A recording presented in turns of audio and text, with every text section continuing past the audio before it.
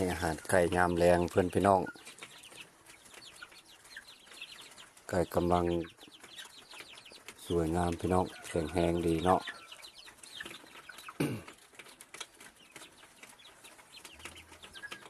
พี่น้องหลังจากที่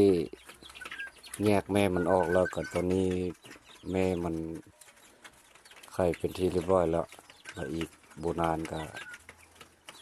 จะฟักออกมาเป็นลูกเจี๊ยบอีกเนาะพี่น้องเนาะ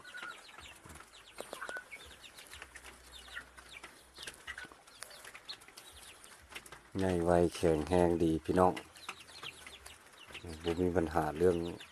พยาธิเนาะพี่น้องเนาะ ใหญ่ทุกตัวเลยเด้อพี่น้องเด้อ